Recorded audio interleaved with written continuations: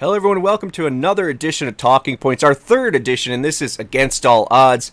We have the original crew with us yet again, for a post and pre-pay-per-view extravaganza. So you know how it works here. The points really don't matter, but they do, and we give you points based on their points, and you could then, as you do, go in the comments and talk shit about how I give out points that don't matter. But either way, this is about having fun, talking about Against All Odds and Impact Wrestling with fans and friends, and building up the community that way. So if you're interested in coming on here, you don't have to have any experience. Long night. Any experience in podcasting or video making or editing. Just if you're a fan of Impact and want to talk with fellow Impact fans, hit us up. It's always a good time. So we're going to get right into it because there's a lot to talk about with this pay-per-view. So we'll kick it around. We'll start with the one, the only Mr. Impact, Craig. Craig. Hello, it's me, it's M-I-C, Mr. Impact, Craig, the TNIW channel, I guess. Yeah, Mike. And come on, England. All right. And we're spinning from Mike to Burt. You see a star by his name because he's a one-time champion. It's Burt, everybody. Hey, how's it going, guys? All right, there's Burt. Let's swing it around to another one-starred, one-time champion, the master of the power rankings, Lucha. Lucha, what's up?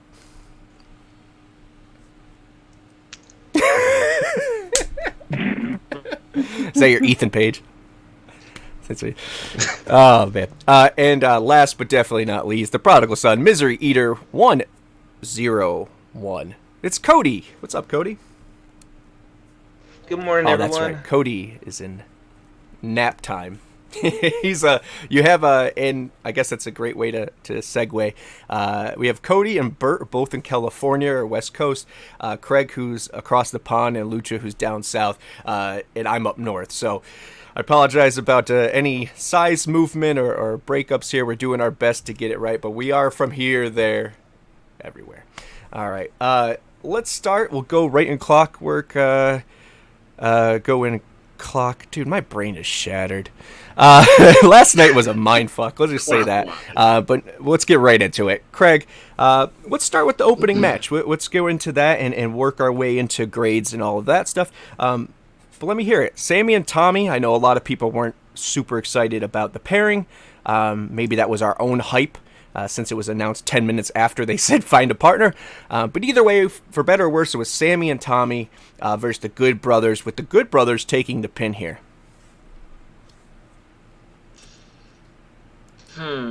Yeah. Obviously, our minds went straight to Switchblade Conspiracy, Moxley. We didn't get that, but Tommy Dreamer managed to find himself a way of getting into another match. Fair enough, I guess. He needs to work at some point, I guess. As a match, I found it honestly enjoyable. It was Tommy's type of style. It suited him. He needed that type of match to not compete with the Good Brothers, but to keep going through the match. And Sammy finally picked up his first win in quite some time. Good Brothers looked okay. Not much more I can say on that one, to be honest. It was a good match for what it was. Didn't expect anything special out of it, so I wasn't disappointed. Yeah. But good match. Yeah, I agree with you about as far as the expectations of it. I think, we obviously had to work around what we had to work around with Tommy being able to keep up. And that's no slight on him. I mean, he's the first to admit age and the wear and tear on his body. But I agree with you there. And I know obviously there's a reason at the end, but I'll give it to Burt. Right here, right then, first match. What did you think when Tommy Dreamer and Sammy versus Good Brothers was the opener? Well, I was more, as soon as it was the opener, I was actually thinking about, I'm more concerned about where we're headed as to what's going on in the match. So I knew that with Sammy being in the first match, something might happen with him later on in the evening.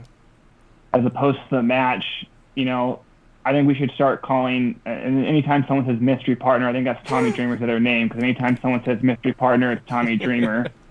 And even when the match started, I was waiting. I was like, is Tommy Dreamer really in this? Is someone going to take him out? Even when the match started, I was like, okay, I guess here we go. And from there, we got a typical Tommy Dreamer street fight, all his greatest hits, cookie sheets, trash cans. It was a fine match. I'm glad Sammy got the win. But like I said, I'm more concerned where we're going than the actual match. Yeah. I agree with that completely. I, for one, did not see the ending, not jumping ahead, but to your point, I did not see that was the reason. I just was like, man, I wanted to start with X Division or something stupid, and don't, really think past what could have been. But Lucha, are you on the same page? Yeah, but as far as the Dreamer thing, I don't know if anybody else listens to Busted Open radio in the morning, but like for the past about week or so, he's been saying, I was done, but now I feel like I can come back, like I did this indie show. Oh. So the fact that he came back, I myself popped because I'm like, oh shit, so he's back. So if you listen to Busted Open Radio, that story has kind of been being told for like a couple weeks now. As far as it starting out the show, I mean, what other match could have started the show, to be honest? You want to go ahead and just get some high-powered action started off, real quickly. And the match was a throwaway, but the story is not a throwaway. So, you don't want to start it off with something that has some build. You kind of want to give like a good throwaway kind of sort of match. And what better match on the card than that one? Good point. And that magic killer through the table was terrible. I just want to say. They replayed it, though. Yeah. It was a good match. I loved the interaction with Sammy and Tommy at the end. Like, that was some real highlight reel shit that was right fun. there. So, Cody. So that was a good Let's image. clean up here. So touch on all of that, as well as Tommy Dreamer. Are you okay with his position as far as, not backstage, obviously he does a lot for Impact, but as far as on screen? Oh yeah, I'm completely fine with Tommy Dreamer. I'm like probably the only Impact fan that's okay with him. But as for the match itself, it was pretty great. I loved it. I love violent matches, and I'm just kind of sad no one busted open, but it was a fun match. I enjoyed it. And the winner, were you happy with who took the win? Oh yeah, I was completely fine with Sami Callihan winning. All right. Yeah, I thought it was for what it was, and if you just take it completely out of context and just watch it as a match, I thought it was enjoyable. Better than expected, and I guess that's on us creating a narrative, but also watching footage and seeing Tommy as his last time. I didn't know the busted open thing. I honestly thought he was questioning how much more he can do, but interesting that he's ready to play. I don't know if and to Cody's point, and I'll give Cody an extra point for that, for manning up and saying that, I actually don't mind him as well. It's how you use him. If you hype us up and say, oh, there's a mystery partner, and then our mind wanders, of course we're going to be disappointed. But as far as Tommy Dreamer always being that partner, it kind of makes sense, since he's the Terry Funk, the legend of the locker room, right? You go to this guy, has no bias. He's just there to keep it all together. And so I see it, and I don't mind it. We need someone to play that part, and we don't have Kurt Angle or someone right now to do that, to be that company guy, veteran locker room leader. So I dig it. That you're dead. Let's go.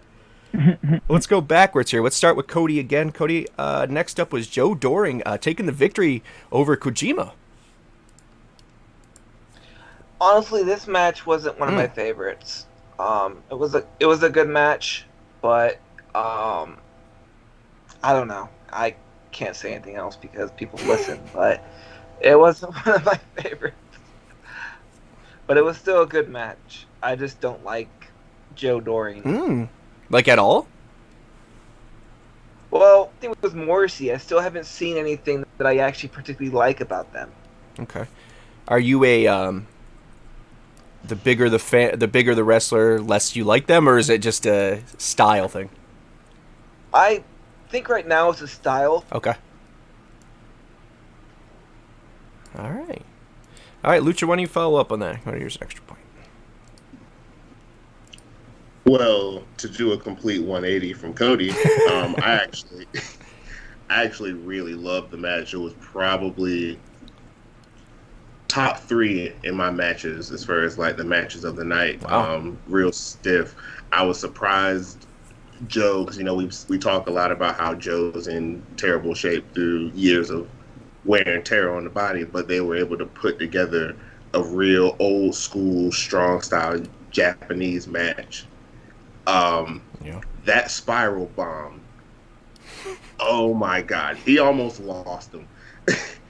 But that spiral bomb was fantastic. And then his move that I call the FUCK, when he does the FU and then picks him up and hits him with that lariat. Chef's kiss. I love it. Yeah, I'm with you there as far as... Well, you know what? I'm actually kind of in between with Cody and Lucha here. Just because going into it, it's a 50-year-old legend. Don't take anything away from him. And Kojima, who I was excited to see. And Joe Doring, who's late 30s, I believe. But in that late 30s, I think he's the same age as Chris Sabin. And yet his body, you could just tell it's taken... surprisingly a bigger toll on his than maybe Sabin's or someone else's age. It's a lot of stiffer wrestling over there, and then he's also a cancer survivor. So, I'm not saying that that's the reason, but when your body takes a beating like that, I can only imagine. So I'm happy for him that he got to get a little spotlight, get a shine, and get the W, which I was very surprised about. Burt. I actually agree completely with Lucha, and that's where I'm going with. Having watched a lot of old Joe Doring matches in the last week, that's why I love this match. It's the first time he'd actually got to show the old Joe Doring style in the match. I thought the match was perfect for him and Kojima. It reminded me of all the AJPW matches I've seen recently. And yeah, it was really nice to see Joe Doring have a nice 10-minute plus singles match. You look good for what he can do now. And yeah, I agree that I popped when he hit that power bomb. I thought that was awesome. Yeah, that power bomb. Yeah. It was, I think, so obviously for the ones that were in the group last night, we do a Skype now every pay-per-view, just to all of us to kind of talk and banter about the show on and watch it together more or less. And I thought I almost shit my pants. I thought he was going to drop him right out of the ring. I did not know what was going on. I was like, no, you're going to kill the one guy. Our relationship's going to go back to nothing. But no, he took the pin. He took it off that powerbomb, and it was fucking sick, for lack of better terms. Craig. Yes. So I agree with Cody, but I also agree with Lucha and Burt in the sense that in the beginning I wasn't sold on Joe Doring. Mm-hmm. Thought big guy can go a few lariats, cool, but there's not much. Haven't seen the hype that people were giving him when he first came in. That's fair. This match showed why people were hyping up as this. It's the first time we've seen him do real strong style since being in Impact. That's fair. Kojima was the perfect opponent for that.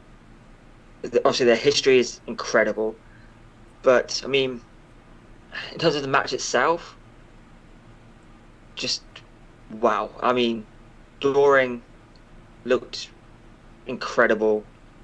Kojima, again, despite his age, can still go and will be, if permanent, would be a great fit. But obviously, he's not going to be permanent, unfortunately. I mean, but yeah, like I said, it's the first time we've seen him do real strong style, and I think it's about time we got to see this side of Joe Doring. He's finally doing what we want to see from a man of his size, and I can't fault that. Yeah, I think we were on the same page. We've talked about Joe off camera, maybe on camera, I'm not sure. he has he has an interesting look. His facial expressions, I said last night, him and Willie Mack, just two of the best. Like, you could tell the story of the match that's going on there when you just watch their faces. You could literally probably just have a close-up of their face and know what's going on. They're so good at entertaining you through that. And I really enjoyed that. I'm glad he's got a chance to shine. I don't know if the Freebird rule is out and now it's just Rhino and Diener, because like all the images, all the, even the match, obviously they changed it. Maybe it was just for this situation, for Against All Odds. But yeah, I'm glad he got the chance to go out there and prove what he can do. And it might not be at the level he did, a few years ago, but he's working his way through. He has a good presence, and he fits that group like a glove. I mean, he's just so odd, and so it makes sense. And I love that Eric Young never fucks with him. Like that's the only guy. Like, yeah, everyone else, that's the face Lucha. Everyone else he picks on, Rhino to a lesser extent, but you don't mess with Joe Doring. All right. Real quick, let's go back around Craig and then around. Craig, did surprised by the victory here? No. Okay. It didn't surprise me in the slightest. Okay. Burt. No, they're trying to make BBD as the top faction, top strongest group in Impact, so it makes sense for me that he won. Lucha? No, I wasn't surprised at all. This win pretty much spoiled the rest of the show as far as the tag match, but we'll get into that. Yeah, I guess I could see that. Cody, were you surprised with the partnership and everything going on that we're now 2-0 in the last two matches with New Japan people? No, I wasn't surprised, but I think this is Joe Doring's first win in a singles match. Oh. I think it's one of his first singles. No, he's had a couple singles. We'll have to look it up, fact check that. But either way, if we can't remember, at least it's the one that's that put in our memory now that he's a beast and he beat a New Japan star legend in Kojima. So really cool. I was surprised personally just because we took or we didn't take, but Josh Alexander took that win over help me, El Fantasmo last time. So it just cool partnership. I'll say that. Cool partnership. All right. Next up is the X Division match that could have been, but it was for a bit, and then it obviously got, not ruined, I won't say that, but I will say it got no contested due to the interference of Madman Fulton. But it was Ace Austin, Chris Bay, Rohit Raju, Trey, and Petey Williams in what would have been a number one contenders match. Who started last? Cody started that one. Let's go to Craig on this one. Or no, actually, no, let's go to Burt. Let's change it up.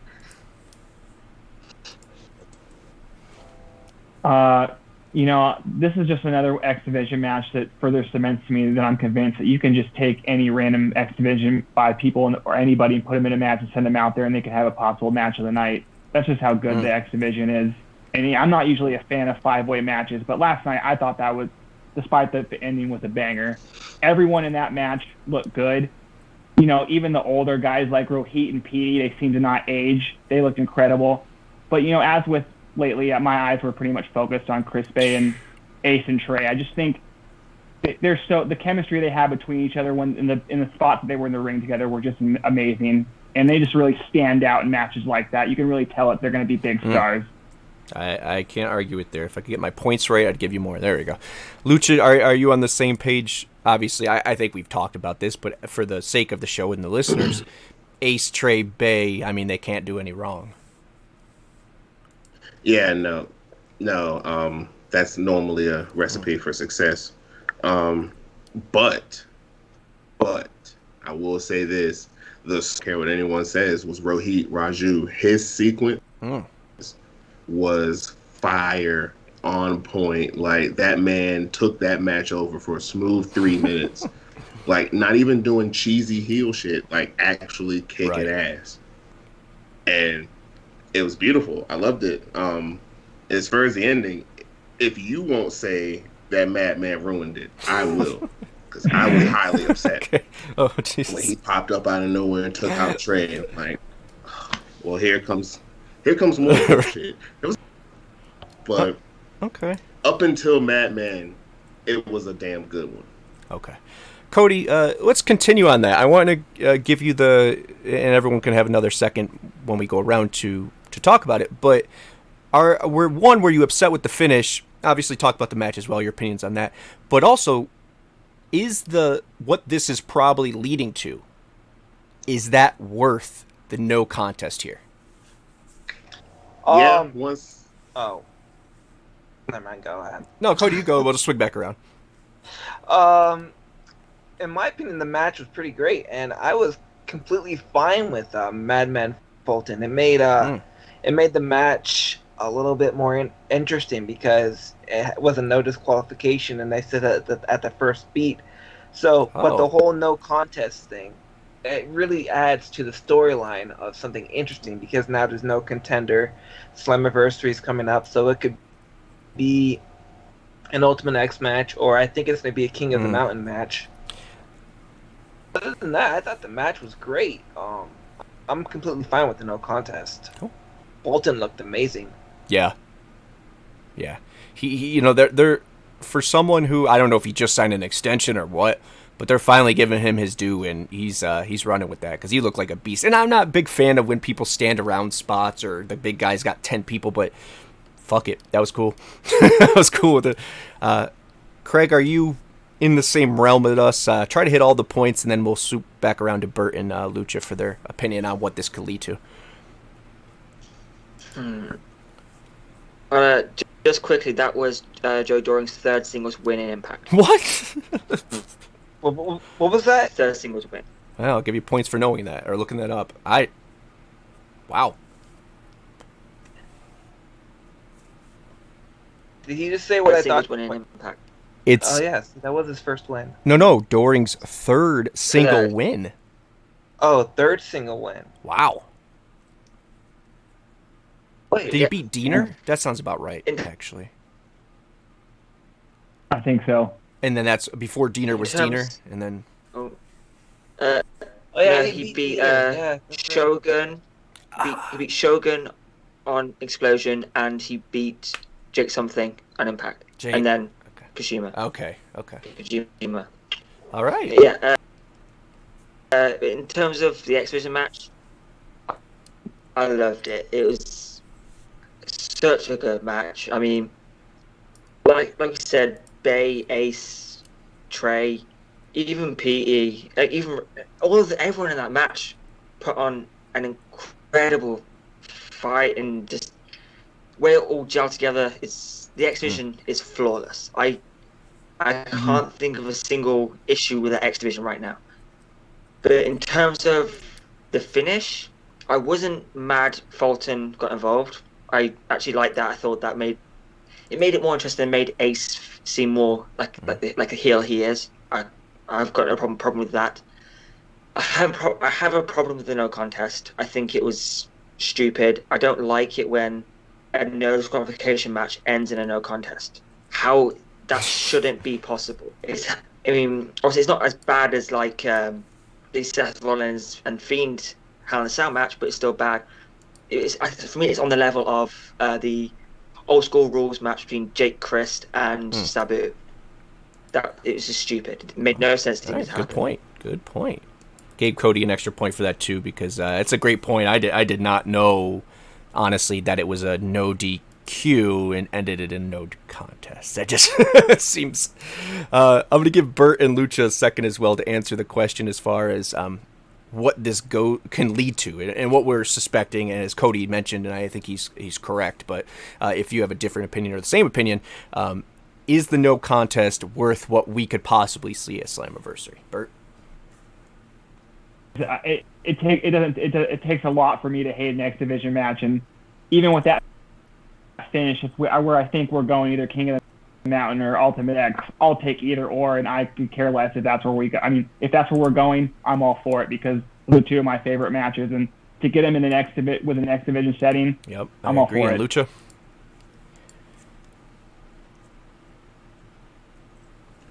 Well, I mean, if you were gonna do a no finish or something screwy to set up a bigger picture style match at Slammiversary, there are better ways, in my opinion. Maybe my biggest frustration is because I'm tired of Madman Fulton being the lapdog,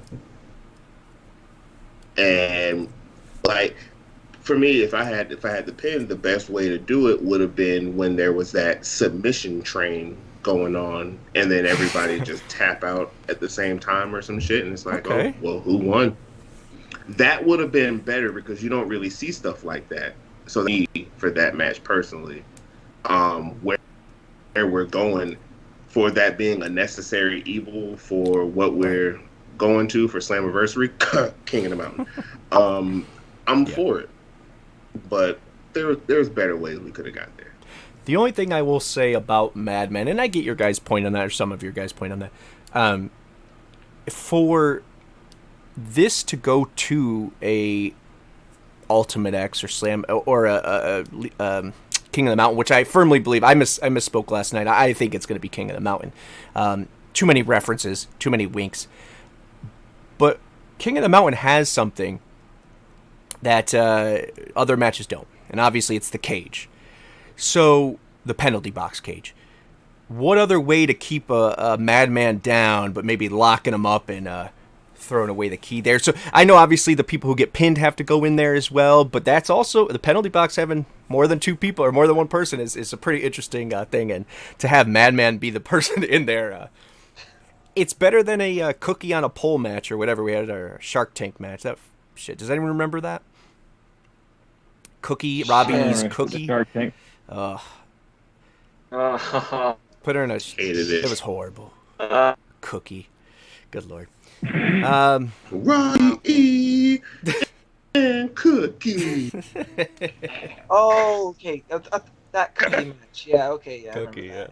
Oh, man. Oh, All right, let's. Hey, the bromance was tight They don't get enough recognition. I agree. oh. Burr, burr, burr, burr. with DJ Z. Exactly tight, dude. I like the bromance. I They're do too. really fun. All right, let's keep moving on. We're on a time crunch here. Let's go to Morrissey and Swan. I think this one, we'll start with Lucha here. I won't say my point to the end, so Lucha, what do you got?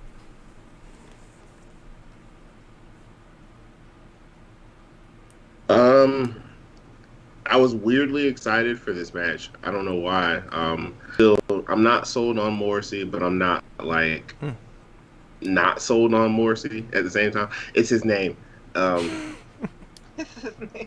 Maybe if it was just his last name, it would be better. But the W Morrissey part, like I'm just not with it.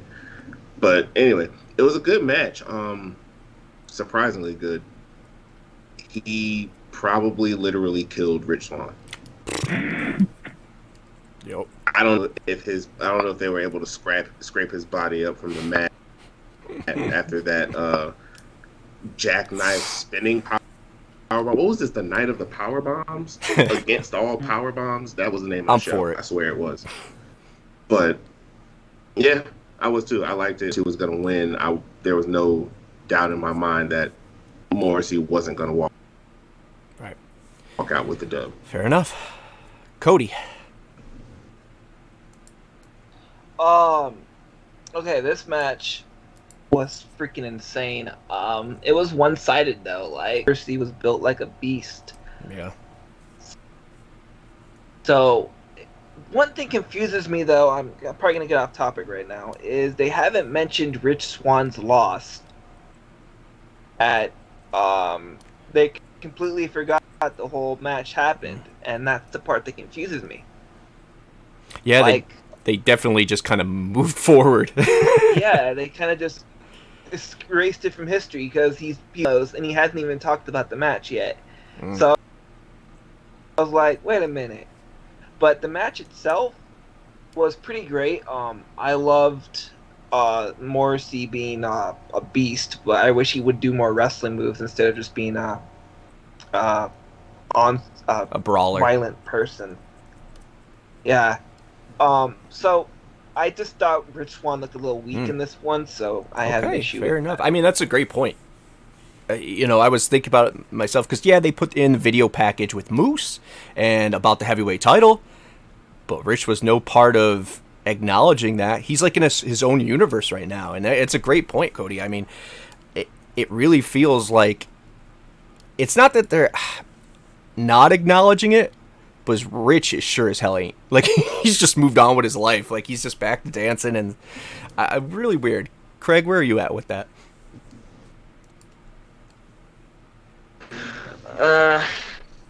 The match, Morrissey looked incredible. Yeah, maybe Rich should have looked a little bit stronger, but I don't think it hurt him. Obviously, the match hurt him, right? But the loss, no. Rich looked fine, and in terms of what Cody said about Morrissey do more wrestling, I don't think he necessarily has to. I like it when a big man just takes his opponent, especially if it's a massive height difference. I mean, Swan is probably the size. Let's be real. So I don't think it did much damage, but I think it's a tough one. But Morrissy looked great. I think in terms of we need Impact has some of the best big men in wrestling right now. I don't think it's really up for debate. They're the best big men. So I think Morrissey just being Morrissey and saying "fuck you," you laughed at me, you did nothing to help me. I'm just gonna destroy everyone on my path. I don't care. I think this is what he should be doing. Great point.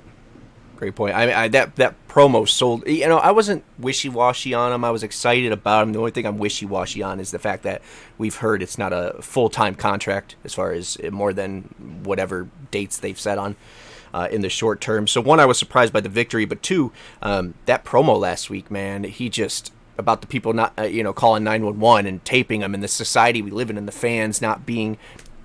He's on the right path. I also agree with you guys about the name. It's hard to get over, but maybe it'll grow on us. Burt, why don't you wrap that one up for us? Two words kept playing in my head during that whole match for Morrissey, and that's Enzo Who. Morrissey has completely surpassed anything he can talk, he can wrestle, and one of the things I was thinking about also is that this has surpassed the Drew Gallery transformation. I think this is the best reclamation project so far I've seen in Impact. A complete 360, completely bought in with Morrissey. I like his look. I like the way he wrestles.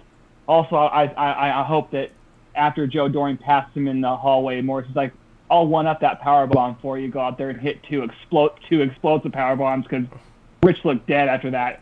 And let me just say one more thing. To me, that was a tale of two different trajectories. Why Morrissey they're building him up as a beast. I think that we're seeing Rich without saying it being brought down to maybe slowly build him back up lately because Rich just looks lost. He doesn't look the same, and it's kind of adding to the fact that maybe he wasn't ready to face Kenny. Ooh. Every match he just looks worse than the last match, and I don't know if they're doing that to tell us a story, but that's just what it seems like to me. Brother Burt with the fire. Yeah, I agree with you there. It's definitely a tale of two different trajectories, but it's just hard because, we are all hinting or thinking that it's going to be Willie Mack, Swan at Slammiversary or some heel turn, one of the other. But if they don't, where do they go?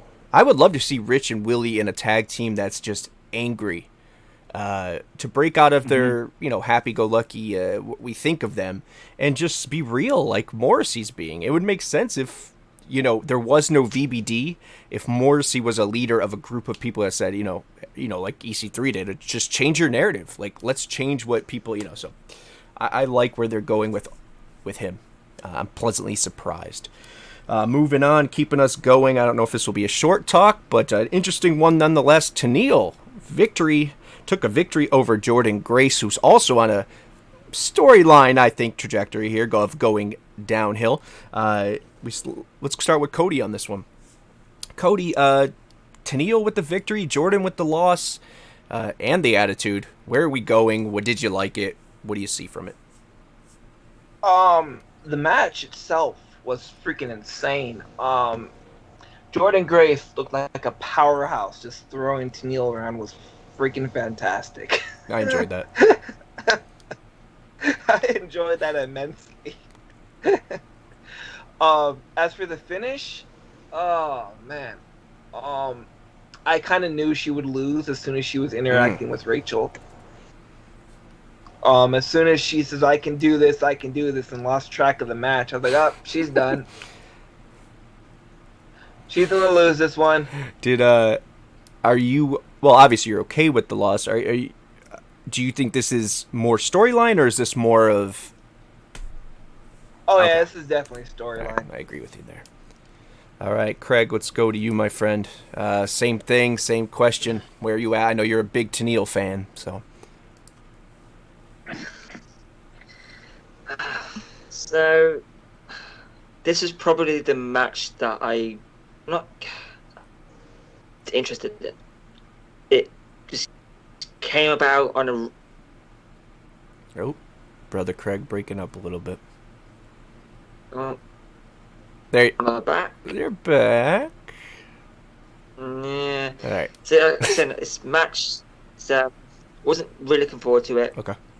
I think should have been on Impact, not on TV, not on pay-per-view. Essentially, it's all leading to one thing, and it's... I wish I did get there. Okay. Because they're saying, will it, won't it, will it, won't it? Like, this, it's going to happen. We all know it's going to happen. Yeah. Kind of just... I don't particularly care if Jordan is losing to Tenille to make it happen. It should have happened after they lost tag titles, in my opinion. It should happen even before the tag titles came about. Jordan has needed heel turn for some time now, and I think I just want it to happen, get it over with, and so we can finally see what Jordan Grace is capable of as a heel. As a face, as a monster face, she's badass, but as a heel, I think it could be next level. So the match itself, I didn't particularly care. Just it served its purpose, I guess, but could have gone in another direction. Yeah. But touch on that. I mean, obviously, what they're answering as well. But is there something to, not to discredit your point, but just my point of view, if she just turned after their loss at when they lost their titles, does it make her less of a monster in the sense of like building it up and making her almost break on television? Not just, oh, I lost the title, I'm angry because of that, but to slowly, the up and down, teasing for the average fan, not us who obviously know what we think is going to be the end game, but just to watch a story unfold instead of saying, I hate you, we were best friends and now I hate you, or we were good friends, now I hate you. I like this. It's refreshing. It's different. There's a story, and we could say where we think it's going to end, but they just made him a T-shirt. Now, could that be the AJ Chris Jericho thing when he first went to WWE, where they made a T-shirt just to make it look like they were going to be a tag team, and then of course the turn came? It's possible, but either way, I think they're playing this right. I have fun watching it. Bert, where are you at with it? Yeah, I completely agree. I like the slow build because we're almost living each week with Jordan's frustration. Every week we see the frustration building, so it's going to make it even more real and more. We're going to be behind it. In a few weeks or months when she gets that final, can't take it anymore. We're all going to be right there with her and understand why she snapped. Right. So I like the storyline. I like the way they're building it. And as opposed to the match, went a little long. I kind of knew that Tenille was going to win like that. I didn't think it needed to be that long. And, I'm not trying to harp on Tenille, but I said it last night. I would have thought that she would have got, especially now that with Impact, with how much focus they put on women's wrestling, that we would have seen a little bit more improvement from her. So I still hope that we will see that soon. I will bite my tongue on that. Lucha.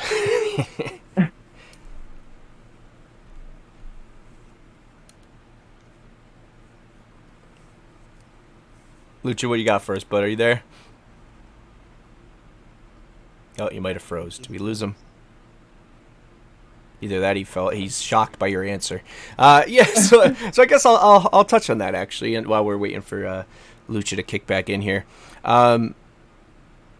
Yeah, with Tenille, it's hard because, as I said to you in rebuttal on when we were watching it last night, it felt like they're accepting where she's at, which, for better or worse, it's where she's at.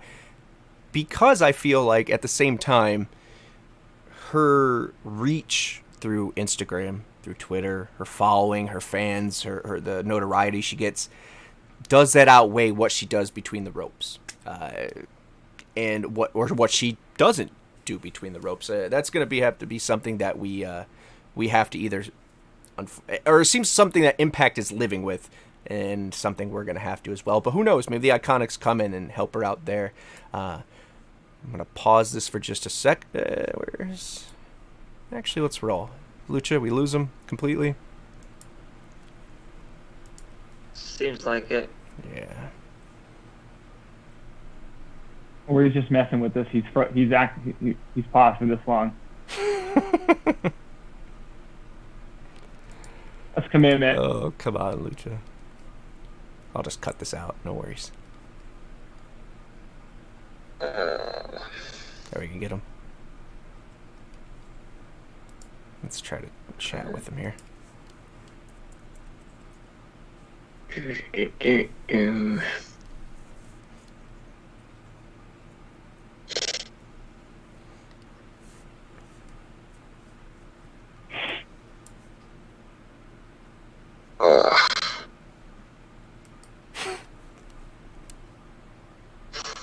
It's always something with this fucking place. Oh, he said he got a massive lag. He's back. Okay, there you go. So my internet on my laptop just like totally kicked me off. Oh shit. Okay. So yeah, Are you? I'm now on my phone. Oh, okay. All right. That's fine. I'll clear out whatever what happened there.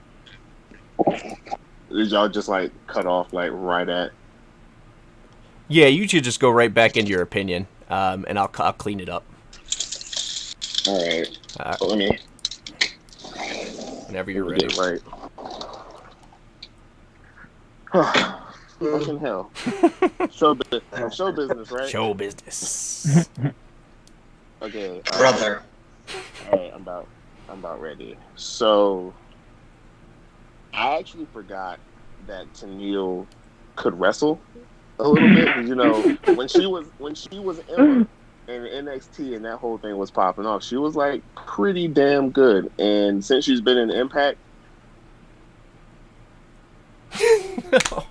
Happened again. Jesus, He's gone again. Lucha. was I lost again? Yeah. God damn it. Kakalaki, man, that internet. Shit, I'm on full Verizon LTE now. I just hopped off Wi-Fi completely. Oh, okay. Start over. Yeah, one more fuck time. it, go for it. Just go where you ended off. It's okay. But yeah, as far as a turn, what if I had this thought while other people were talking and I was kind of lagging out? What if we're not on our way to a Jordan heel turn, but a more aggressive Jordan? Okay. Because it seems Okay. like the closer we're getting to this supposed heel turn, we're all on the edge of our seats, like, yeah, like it's the Jack Nicholson gift. So when she does snap, who's gonna boo? Because I know if she hasn't snapped by Slammiversary and she snaps at Slammiversary, I'm going to cheer as if she just won the world title. So I'm starting to look at it that maybe she's not gonna turn heel. She's just gonna go burglar and kill everybody, and we're just gonna love it. You get an extra point for hamburglar. That's good. All right, let's keep it moving. Sorry about the technical difficulties, everyone. Hopefully the edit is pretty decent, but we'll continue on. We're going to keep going a little faster here, keep under the time limit. Fire and Flavor successfully defending their championships against Kimber and Susan, but I think we're back to Craig. Craig, what are we feeling here? Right decision made. Knockouts title shouldn't have changed hands again. I think this is probably going to lead to, as I said on the watch along, it probably lead to Havoc and Rosemary team up for the Knockouts titles at Slammiversary. In terms of the match, it's good, I guess. Kimberly, she's ready to be in the top of the division by now. Susan, time for her to maybe go back to Susie or Su Young. And Fire and Flavor, they're great. One of the best tag teams in wrestling as a whole. They're only improving, which is insane. It can only get better from here, which is just. I'm really looking forward to what comes next. I don't know what they're going to do with the Knockouts tag titles. If it's not Rosemary and Havoc, they're going to have to do something with these titles. Bring in definitely more teams on the way, hopefully. So, I guess it's just a wait and see game in terms of what they do with the tag titles. But good match all in all, solid defense. Burt. Actually really like this match. I would say that since the knockout titles have been back, this is probably the best tag match so far. I think Kira and Tasha, just every match just look even better, and they're just improving so much with every match, and it's really something to take notice of. And same with and as far as the other team, I would have to agree with some people when I say that the Susan gimmick has gone on a little too. I kind of wish we could go back to either Susan or Susie. And then I'm really waiting for. I'm not saying that they need to break them up, but I'm kind of waiting for Kimber to get kind of a push, to see her kind of go on her own and start really building her up. Because I think Kimber can be a real threat and a player in the Knockouts division. I agree.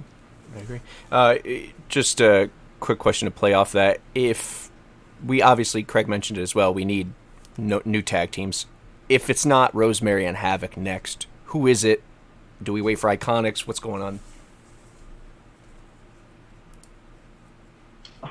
I do think it's going to be Rosemary and Havoc, but in terms of tag teams, I think at the top we're fine, but I think this would Impact would benefit from bringing a few enhancement teams, just to kind of get the other teams some work, get them some easy wins. And in figures that enhancement team could be a big player. Yeah. But I think at the top that we're pretty good, especially if we get the Iconics. Definitely. Lucha. Damn good match. I agree. It was one of, if not the best match. Actually, I might even go a step further and say that might be one of, if not the best matches in the total history of those titles. Hell yeah, 340. I got fat fingers. But as far as what's next, see, Kimberly, she's not quite. I don't know if I would put her in contention for the knock yet. She might be another one of those that would benefit from this Knockouts mid-card title that I've been preaching about for ever. If that expansion comes through, if they get a knockout show, she would be one that would most definitely be like the next one up benefit on that show. Yeah. I'm ready for Sue.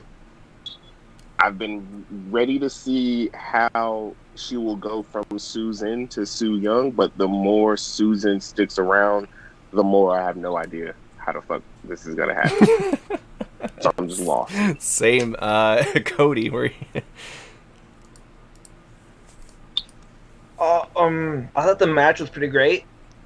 I thought Susan and Kimber looked really strong. Tasha and Kira looked amazing.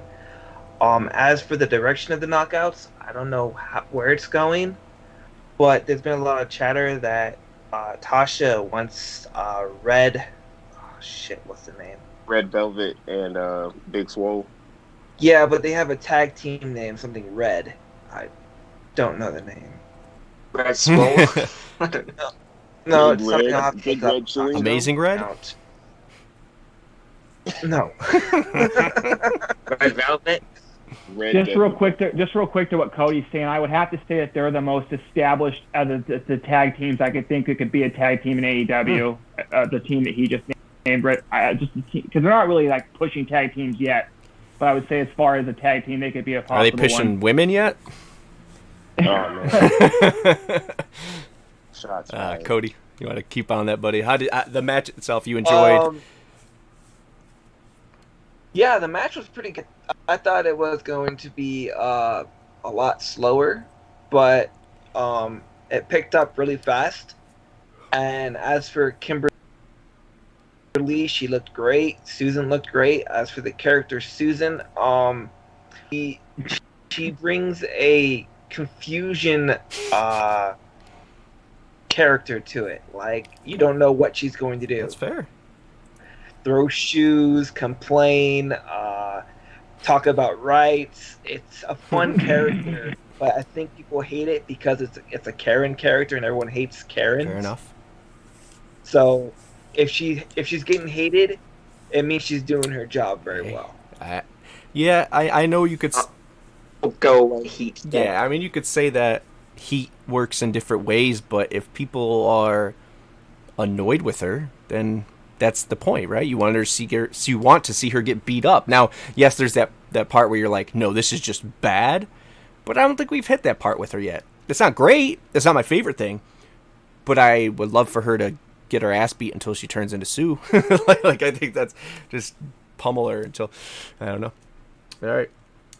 Let's keep going on. Let's keep it going. More tag team action. This is for the men's tag team titles. It's VBD victorious over Decay.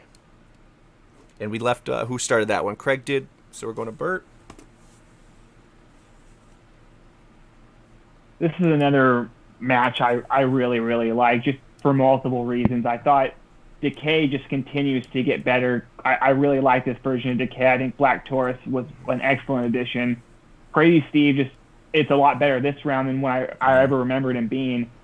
And in terms of VBD, I really like the freebird rule for VBD, just for the fact that it allows Diener not to work as much. I mean, Doreen, but it gives Diener something to do. And I said last night, I think this is the best version of Diener I've seen since I've seen him in Impact. I really like his style in VBD. I like the way he works now, and just overall, I just really liked what they're doing with VBD. They're making it known that they are the strongest faction in Impact, and that just showed in the win last night. Good point. Lucha, let's swing it to you. All great points there. Obviously, there wasn't too much set up. I mean, there's a little bit with VBD and Decay here. Obviously, Crazy Steve being trained as well by Eric Young. Besides for that, though, were you surprised by the ending, or obviously kind of a given? Yeah, it was kind of a given to me, and if it over anything, I'm glad Diener got the pin, because that's kind of like his, yeah, I can do it too, Dad. And he just looks at Eric Young, with a tear in his eye and a thumbs up. But no, the end was on par with me. But if Decay would have won, I wouldn't have been surprised. I wouldn't have been mad either, because they've been kind of sort of coming up together, while the top of the tag division was Good Brothers and all them. Decay was kind of on the lower end, and then they're working their way up, same around the time VDD is. So I wouldn't have been surprised. But, yeah, that's pretty much about all I got. I was just more proud and impressed that Diener was the one who got the pin. So he got his moment. And am I wrong, or did Rhino, never get in the match? Because from what I saw, it was all it felt like Rhino had a few little spots in the beginning. I honestly couldn't tell you. You could tell me he didn't enter the match for the last 8 minutes of it, and I'd believe you. I don't really remember enough, but that's it. Yeah, I mean, but yes, I agree with your point there. Good to see Diener get the win. Great point on the storyline purposes or the storyline ramifications from that victory, because he has been the lackey of the group, even though Rhino is the latest, and this is his first, yay, I did it. So I agree with you there. I like that. Cody. The match was incredible. I loved it. I love Decay. I love VBD. The only problem I had with the match was the Diener and Eric Young Too much interaction was going on there. He kept on looking at Eric Young for approval, and I don't know, that kind of killed the match for me. But I was very happy that Diener won, but they interacted a little bit too much. Took you out of the actual match itself. Okay, that's a fair point. Fair point. Let's swing it around to Craig, and then we'll move on to the Knockouts Championship. Yeah, so this match, great. I thought both the right teams for this, for VBD's first title defense. You know, it's always like I like when history is brought up in matches. Yeah, it was just a passing mention, but it felt like it added something to it. Not as much as it could have been had there been a month-long build-up, but for a match that was essentially most people may have thought as a throwaway just to have them defend it to make them look strong, it was very solid and proof that Impact does have the tag teams to go after the titles if they build them right. Which leads me to my next point of they need to do this with Triple XL. That's the next team they have to do this with. Build them up and make them into look like they could be contenders. But as for Dina, finally, when EY handed him that belt on Impact, I was like, finally, yes. Even though he got handed it to him, I thought, now Dina has something now Dina isn't a joke. He's got that stink of the Dinas off him, and now he's good at taking the loss. But when he wins, it's vindication. That's a great point. Diener, for the longest time, I was not a fan. I actually liked the Dieners because it then put them in something without being, a bigger role. Not Jake something, but Diener. I mean, I'm a day oneer, as I mentioned 50 billion times. But the point I bring with that is I've seen every incarnation of this guy, and if you watched him the first time when he couldn't wrestle and ODB was training him, and it just wasn't my thing. That's not my storyline. I didn't like it with Allie either when they're training her to be a wrestler, and she's just a secretary. I'm not a big fan of those kind of storylines or gimmicks. But this is completely... And granted, do I think he's there yet as far as, I want to see this guy win a singles title? Not for me, not yet. But is he filling a spot and doing it right? And there's no one, I don't see someone and I'm like, this person should have Diener's spot. No, I think he's carving out a niche for himself. And he's the ultimate lackey right now. He's the Lodi or whatever you want to call him. And I love it. It's good to see him... with getting some victories, and definitely the kayfabe thumbs up from Eric Young, which I really dig. Let's keep this train going. I think we're on Lucha now, and we're on the last two, so let's make it happen. We have Deonna as champion, victorious over Rosemary, and a surprise of a match for me. I was kind of, 50-50 on this match, too, as far as who I was going for. I honestly didn't care because I'm a fan of both of them. I would have liked how both of their characters would have gone post-match regardless, So Deonna picking up the win was pretty cool for me. An extra little point, though, that I also loved was Deonna put her in the Venus de Milo, and she got out of it. Deonna hit her with the same pile driver that she used to beat her at Final Resolution, and she kicked out of it, at least the first time. So they did a good job of showing, Deonna, you can't go and, just play your hits and expect to come out with the win, especially against someone you've already beaten. So they played that story well, that this is someone you've already beat, but you can't do the same thing. Yeah. And the knee brace spot was good villainy. I like that heel work. I appreciate Deonna because she does great heel work. So I was all for it. Yeah, I agree with you there, man. I'll let everyone, obviously talk, but I agree with the knee brace. I love the narrative of Rosemary as someone you beat before, so you got to try new things with it. She's smart. It's Rosemary. She's not a rookie, so she can, figure out how you play the game. And those pile drivers, holy Lord! If it wasn't gonna be Rich or who else almost died last night, Kojima, Deanna was giving Rosemary a run for her money there. Cody, match, outcome, everything about it. The one thing that I didn't like about the match was the obvious win. For those that don't know, Deanna's gonna face Fabi at Triple Mania for title versus title. So we knew firsthand that Rosemary was going to lose because that match is happening in August, which means now even at Slammiversary, a match is predictable. Mm-hmm. So, I mean, as for the match itself, it looked like Rosemary was going to win, so I love that. Rosemary looked way different in this match. Like, she was focused. She was more in character. She was looking like very strong, like she was going to win. Like the first, I want to say 8 minutes, it was strong on Rosemary.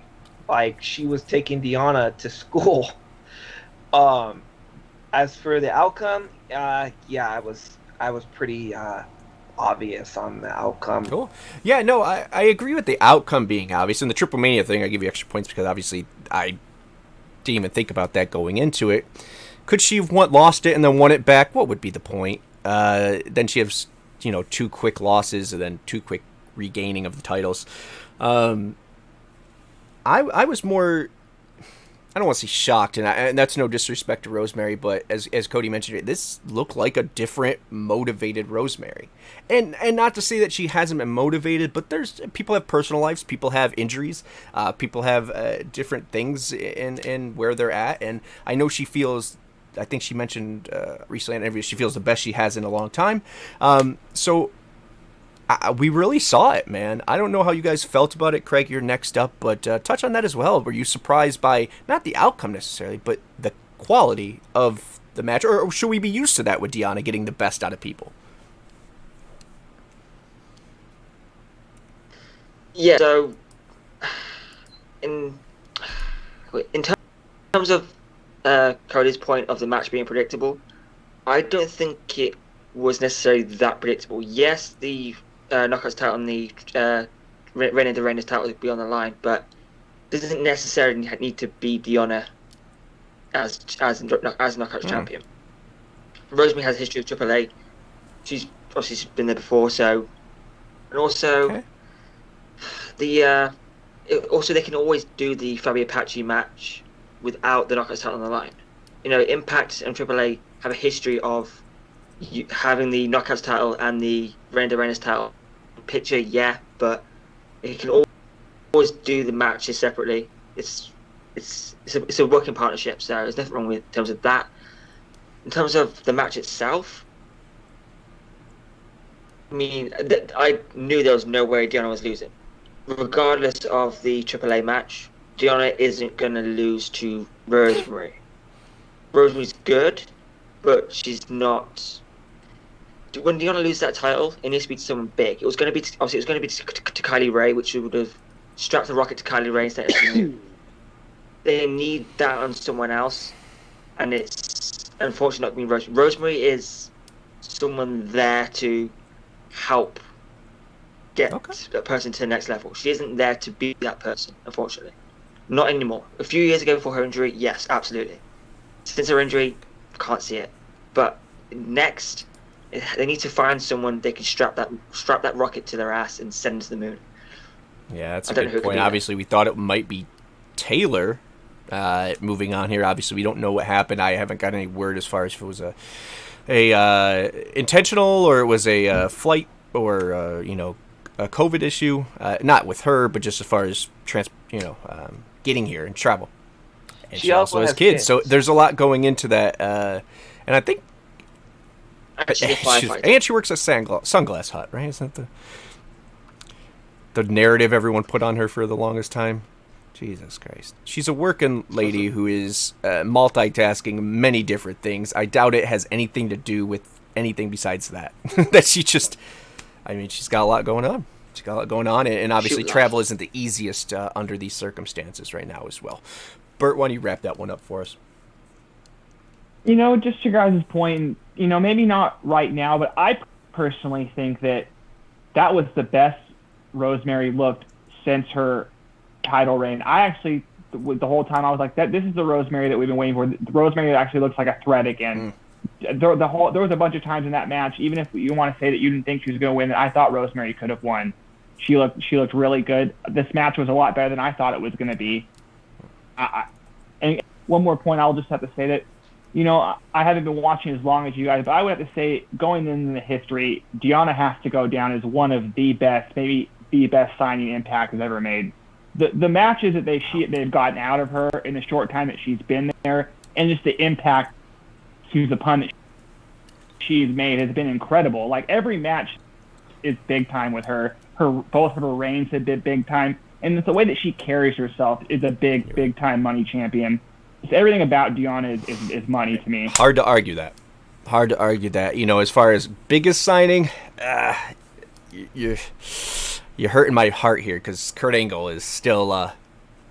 My dad says otherwise. That's what I was saying. I haven't been watching as long as you guys, but yeah, it's going to go down. But as far as one of the best. Overall bang for your buck, bringing this girl in, this knockout, this woman who is a wrestler who can make the best, like Kurt, out of any opponent they face.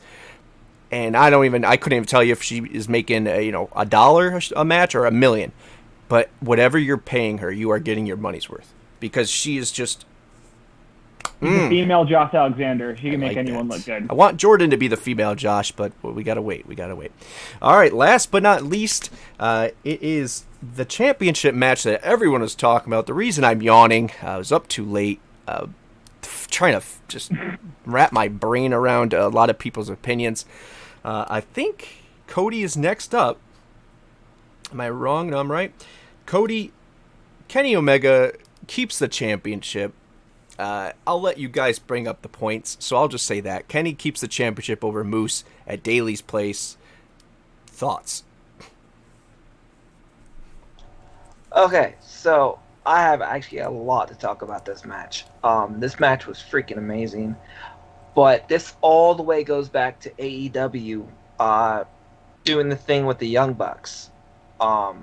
So we both know that the Good Brothers were in Nashville, and they have their own little storyline going on with Kenny Omega. But Kenny Omega also has a storyline with the Young Bucks going in AEW. So as soon as Tony Khan announced at Daly's place, I was like, shit, the Young Bucks are going to get involved. I know the Young Bucks are going to get involved, and as soon as the ref went down and the Young Bucks were there, I was like, called it.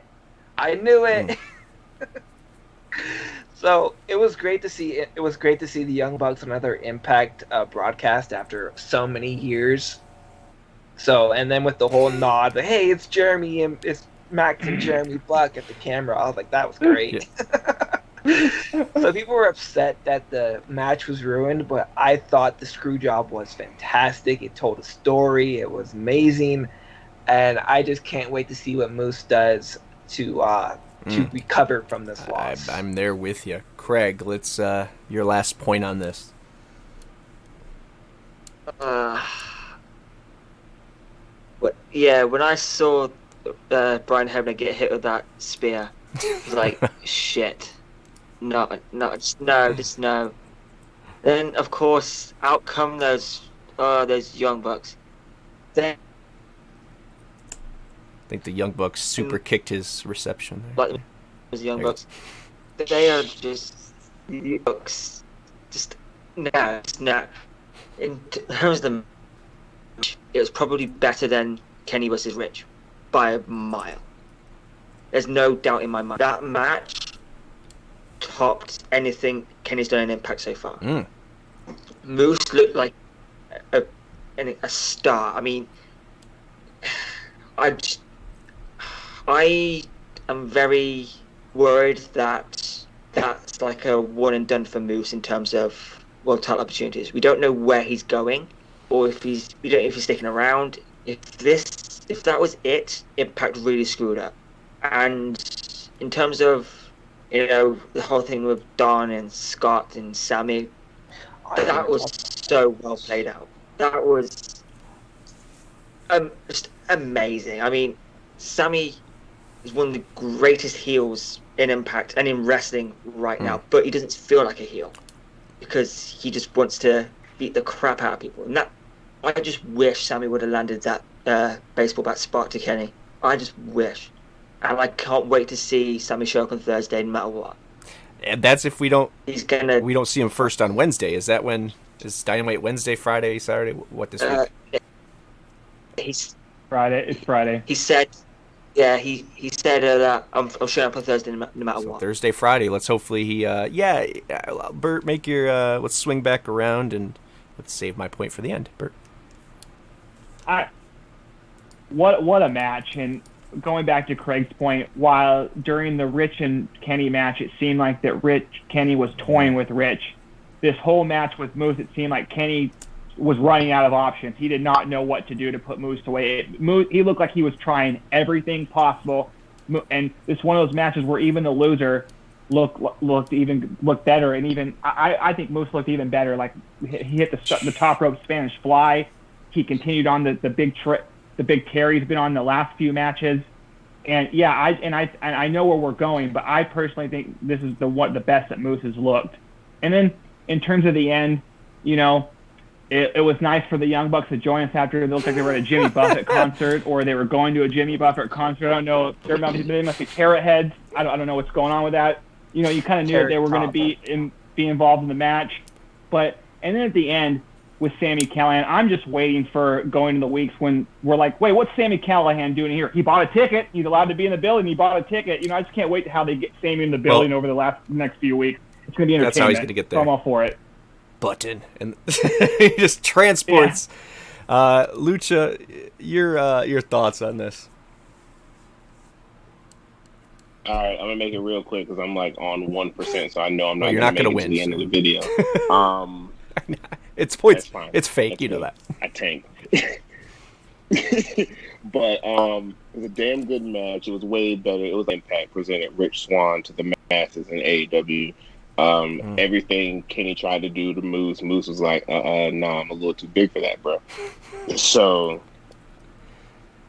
Kenny having to actually, have a good old match with him, and then anyone who's watched 3 hours of wrestling in their entire lifetime knows that if Brian Hebner is the referee in a main event world title match, there's going to be a referee bump, and there's going to be some.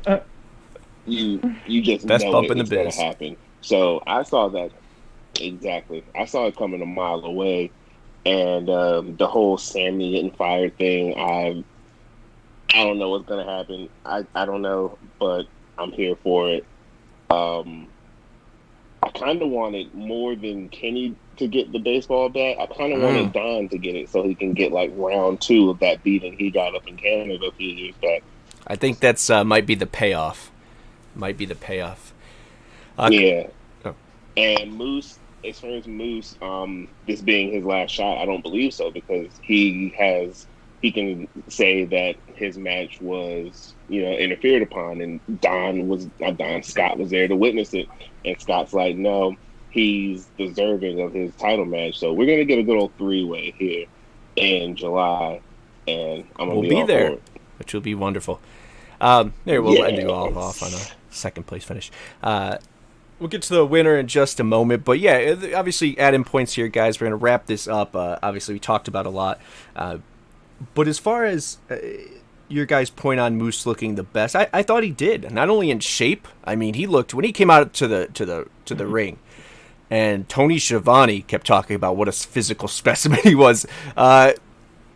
You got something. Schiavone's not one for compliments or being nice to us. Obviously, it could have been worked in there, but the words they were using for Moose, huge, star, all these things they were using, looked accurate. The Spanish Fly, which I will refuse to call it, I'll call it a flex capacitor.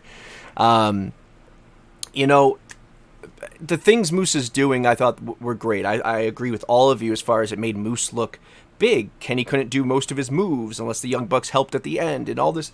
So it put Moose over well. I firmly believe he resigned, so I don't think this is the end of Moose. I agree with the three-way.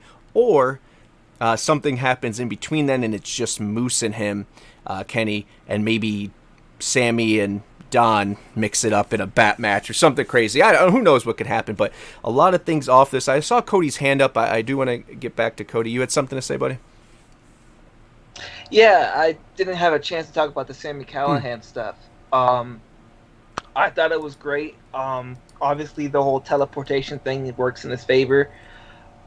But as for now that him being fired, now he is technically not a free agent, but free to do what he wants, which means he could show up at Dynamite without repercussions, without any warning, without anything. So he could actually get involved in Kenny's future matches with Jungle Boy or that match. So I thought that was a real good element of the story, because now Sami Callihan is definitely free to do whatever he wants.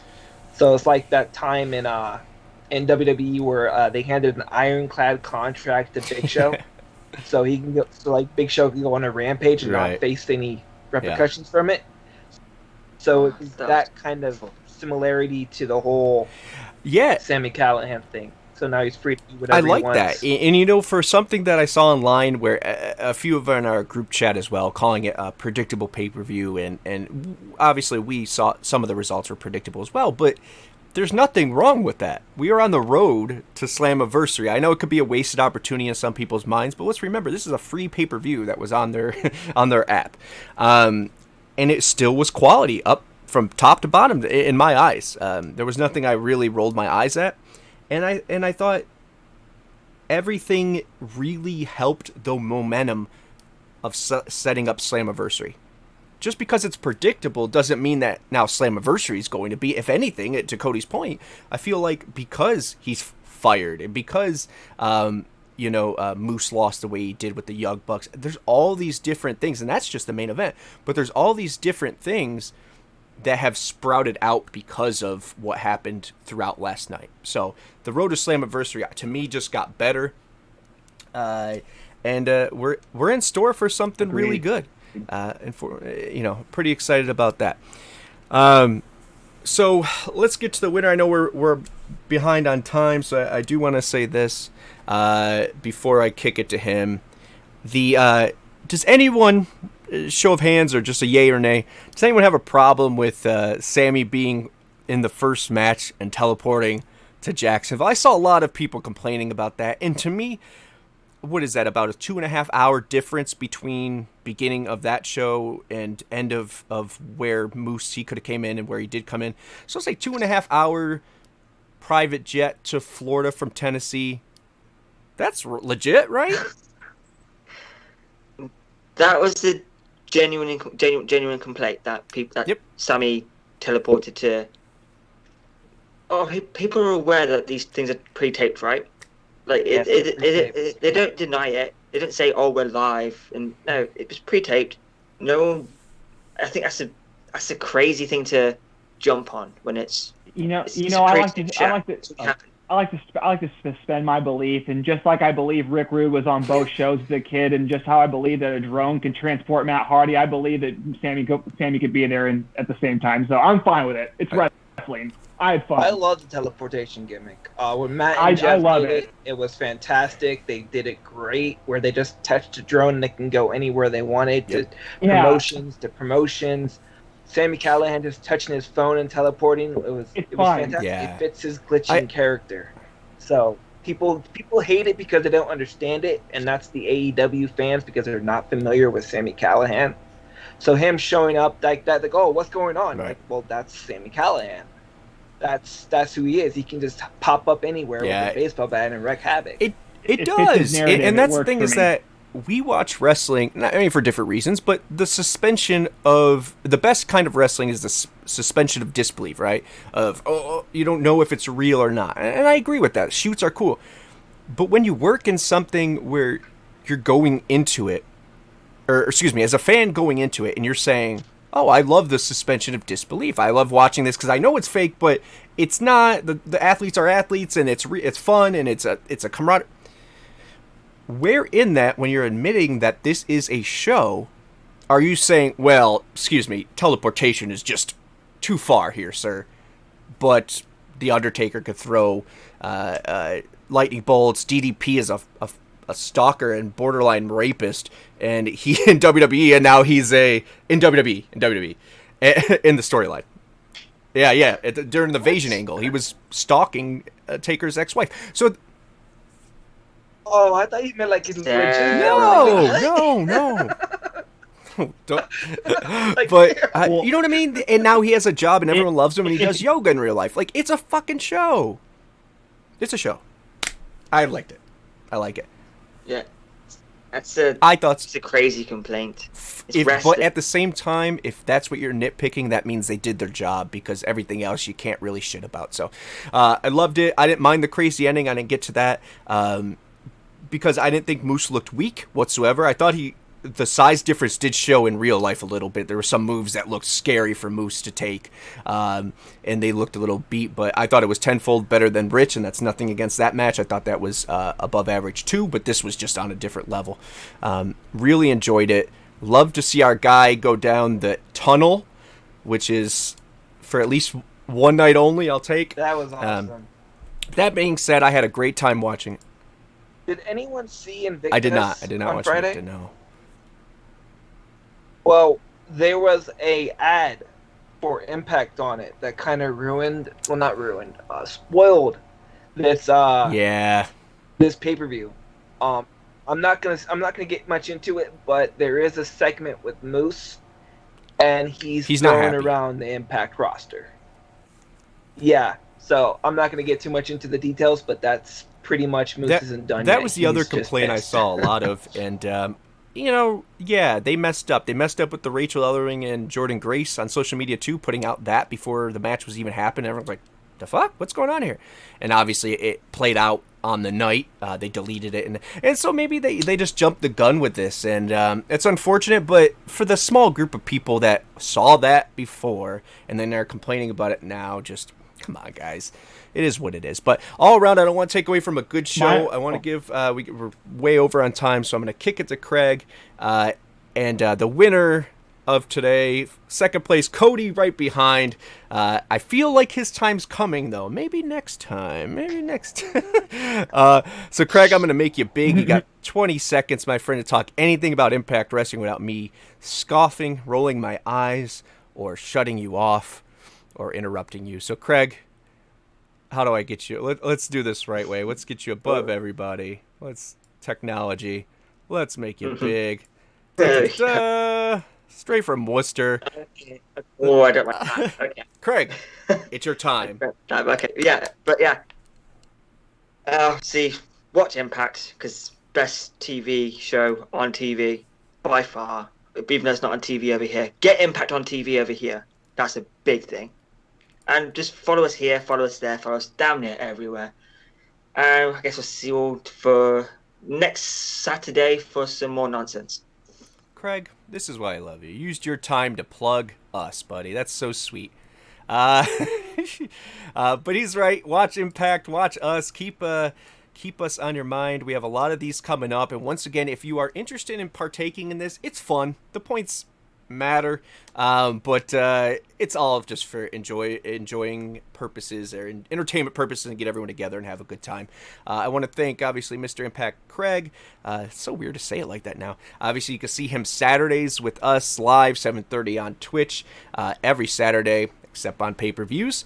So thank you, Craig, our one-time winner. Now Burt as well. Burt, always great hearing from you, seeing from you, and he will be part of a lot more with us coming forward, as we are going to tape a lot of these for different pay-per-view events. Lucha, yeah, you're not here, so we love you, but I'll see you later. And Cody, I want to give you the chance, of course, second place, it seems like as always, but number one in our hearts. Cody, plug your stuff, tell them where they could find you, and say goodbye.